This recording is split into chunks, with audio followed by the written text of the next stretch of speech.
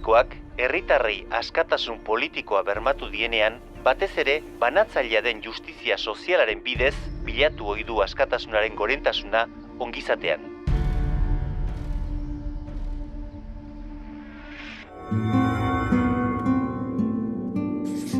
Agirre, lehen lehendakaria. Gure izaeraren ispilu.